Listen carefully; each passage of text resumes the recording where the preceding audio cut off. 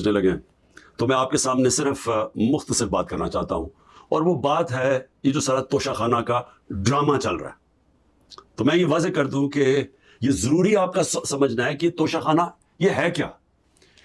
یہ توشہ خانہ 70 سال سے ایک ہی قانون بنا ہوا ہے توشہ خانہ کا, جو جس کو بھی تحفے ملتے ہیں 70 سال سے, چاہے prime minister, president, minister, army chief, وہ ساروں کا ایک ہی قانون ہے. اسی قانون کے مطابق جو بھی توشہ خانہ سے میں نے چیزیں لی اس قانون کے مطابق چلا. اب یہ کیس جو توشہ خانہ کا چلنا شروع ہوا, یہ آپ کو سمجھنا چاہیے کہ اس کیس کے اوپر, یہ توشہ خانہ کیس کے اوپر میرے گھر کے اوپر حملہ ہوا. 4 دن پہلے پولیس پہنچ گئی کہ جی آپ نے وہ توشہ خانہ کا ایک میجسٹریٹ کے سامنے کیس سننے جانا ہے. 4 دن پہلے پولیس پہنچ گئی اور یہاں پورا میرے گھر کے اوپر 26 گھنٹے اٹیک ہوا. مجھے جب 9 مئی کو غیر آئینی اور قانونی طور پہ اغوا کیا گیا اسلام آباد ہائی کورٹ سے, تو مجھے جب جیل میں لے گئے پولیس لائنز میں, وہاں مجھے ایک دم پتہ چلتا ہے کہ ایک جج صاحب, جج ہمایوں دلاور وہاں بیٹھے ہوئے ہیں اور وہ آپ کے اوپر توشہ خانہ کے کیس کے اوپر کوئی کاروائی کرنا چاہتے ہیں. نہ میرا وکیل, نہ مجھے کیس کا پتہ, اور پتہ چلتا ہے کہ وہ ادھر آ کے میرے اوپر فرد جرم لگا کے چلے جاتے ہیں.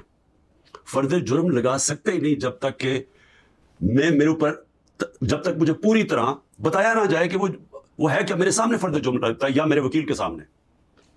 جب ہمیں یہ پتا چلا, اس سے اگلے دن ہم نے ریکیوزل کا کہا. ہم نے کہا جی ہمیں ان جج صاحب سے جس طرح انہوں نے کاروائی کیا ہے ہمیں کوئی انصاف کی توقع نہیں ہے. یہ 11 مئی کو ہم نے کیا.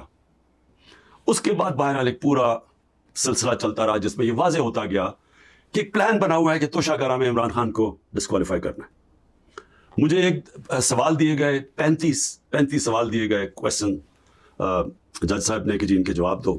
محرم کی چھٹیاں بھی تھی, خیر ہم نے بڑا زور لگا کے اس کا جواب تیار کیا.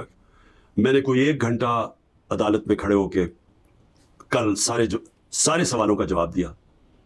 انہوں نے 2 کوئی گواہ رکھے ہوئے تھے, سرکاری گواہ.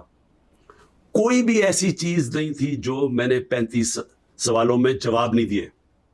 ایک چیز کا جواب دیا. اور ایک جگہ جو یہ بات کدھر پھنس رہی تھی جی, کہ آپ نے جی یہاں توشہ خانہ نہیں لکھا. یعنی ہم نے سارے پیسے سب ڈکلیئرڈ تھے, جتنے توشہ خانہ کے پیسے تھے بینک میں ڈکلیئرڈ تھے, وہ سارے میرے الیکشن کمیشن کے سامنے ڈکلیئرڈ تھے, وہ میں جو ایف بی آر تھی اس کے سامنے ڈکلیئرڈ تھی, ویلتھ ٹیکس میں ڈکلیئرڈ تھا, سب کچھ ڈکلیئرڈ ہے. ایک جگہ پہ کہتے جی یہ پیسہ تو ہے لیکن یہاں اس کے اوپر توشہ خانہ نہیں لکھا. اب یہ میرے اکاؤنٹنٹ نے بھرا ہوا تھا, 40 سال سے میری وہی اکاؤنٹنگ کی فرم ہے. تو میں نے اپنے گواہ میں لکھا کہ یہ اکاؤنٹنٹ کا کام ہے آ کے آپ کو ایکسپلین کرے, پیسے تو ہیں کہ جی اس نے توشہ خانہ پیسے کے آگے لکھا یا نہیں لکھا. حالانکہ وہ اکاؤنٹنٹ کلیئر ہے کہ قانونی طور پہ اسے ٹھیک کیا. اب وہ اکاؤنٹنٹ نے آنا تھا. آج پتہ چلتا ہے جج صاحب کہتے ہیں جی 1 گھنٹے میں گواہ کو پروڈیوس کرو. گواہ راستے میں ہوتا ہے, کہتے اب ہم نے کینسل کر دیا, اب کوئی گواہ آپ سامنے نہیں لا سکتے. میں یہ سوال پوچھتا, یہ کوئی ملٹری ٹرائل ہو رہا ہے, میرا رائٹ, میرا حق ہے فیئر ٹرائل کے لیے, یعنی ایک دم گواہ کینسل کر دیے. میں نے کوئی 5-6 گواہ لے کے آنے تھے تاکہ وہ ایکسپلین کرے. جو 35 کویسچنز انہوں نے بھیجے ان کے جواب میں مجھے موقع تو ملے کہ اگر کوئی پوچھے, میرے وکیل ان کو سمجھانے کے لیے. گواہ تو اس لیے ہوتے ہیں. گواہی سارے کینسل کر دیے اور آج اب ایسے لگ رہا ہے کہ کل فرد جرم قائم کر دیں گے. یعنی مجھے سمجھ نہیں آ رہی کہ یہ جلدی اتنی کیا ہے. کیا کل 2 دن, آج گواہ آ جائے, کل گواہ آ جائے, اس کے بعد پھر آپ نے جج صاحب فیصلہ کرنا ہے وہ آپ نے کرنا ہے. لیکن مجھے تو موقع ملے کہ ہر دنیا میں ایک موقع ملتا ہے انسان کو فیئر ٹرائل کا, وہ مجھے موقع دینا چاہیے. اور ابھی سپریم کورٹ میں یہ بھی کہہ دوں کہ ہم نے ریکیوزل کا بھی ان جج صاحب کا کہا ہوا ہے کہ ہمیں ان کے اوپر اعتماد نہیں ہے. وہ پڑا ہوا ہے اسلام آباد ہائی کورٹ میں. وہ اسلام آباد ہائی کورٹ بدقسمتی سے فیصلہ نہیں کر رہے چیف جسٹس صاحب. میں یہ بھی کہہ دوں کہ صرف اتنی زیادہ پتہ نہیں میں کتنے کیسز میں ہوں, صرف 2 ججز کے اوپر میں نے ریکیوزل کا کہا ہوا ہے. ایک اسلام آباد ہائی کورٹ کے چیف جسٹس اور دوسرے یہ جسٹس دلاور.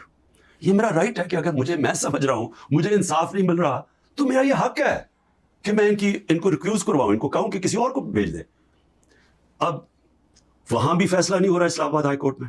ہم سپریم کورٹ پہ گئے ہیں, سپریم کورٹ کہہ رہے ہیں کہ اسلام آباد ہائی کورٹ فیصلہ کرو, اور سپریم کورٹ نے کہا کہ تب تک انہوں نے جسٹس دلاور نے فیصلہ نہیں کرنا جب تک کہ یہ اس کے اوپر فیصلہ نہیں ہوتا ٹرانسفر پہ. لیکن مجھے لگ رہا ہے کہ کل انہوں نے فیصلہ کر دینا ہے، اس لیے میں رات کو لیٹ آپ کے سامنے آ رہا ہوں۔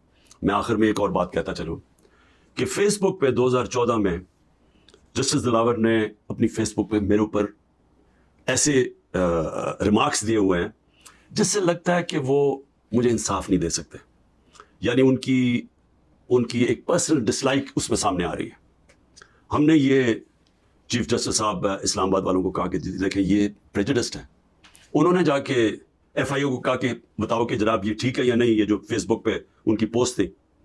ایف آئی اے نے وہ چیک کر کے کیونکہ وہ ڈیلیٹ کر چکے تھے پوسٹ، انہوں نے واپس کر دی تو پوسٹ ہی نہیں ہے۔ دیکھیں بڑا آسان کام ہے، اگر آپ اس ملک پہ انصاف چاہتے ہیں، میں چیف جسٹس صاحب اسلام آباد آپ کو بھی کہتا ہوں اور ایف آئی اے آپ کو بھی کہتا ہوں، ایک فیس بک کو ایک صرف لیٹر جانا چاہیے آپ سے، ایک ای میل کریں کہ یہ کیس ہو رہا ہے، 90 دن تک ان کے پاس ریکارڈ ہوتا ہے، اگر آپ ڈیلیٹ بھی کر دیں کوئی پوسٹ تو 90 دن تک فیس بک کے پاس اس کا ریکارڈ ہے۔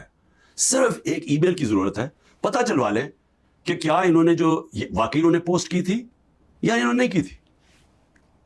آدھے گھنٹے میں سارا اس کا پتہ چل جائے گا کہ کیا جسٹس دلاور نے واقعی وہ میرے اوپر جو بڑی ان کا مائنڈ شو کرتا ہے کہ وہ شاید میرے سے انصاف نہ کر سکے، وہ پوسٹ میں ریفلیکٹڈ ہے، پتہ چل جائے گا کہ ہے یا نہیں ہے۔ تو ہم صرف میں یہاں بیٹھا ہوا ہوں، 200 کیسز ہونے لگے ہیں، ایک ایک فیس کرنے کے لیے تیار ہوں، فیس کر رہا ہوں۔ پچھلے 2 مہینے میں 350 عدالت میں کیسز کے اندر میری پیشی ہو چکی ہے، 350، یہ بھی ریکارڈ ہے۔ میں آگے بھی تیار بیٹھا ہوں، لیکن صرف یہ چاہتا ہوں کہ انصاف ملے، اور انصاف ملنا کوئی مشکل کام نہیں ہے۔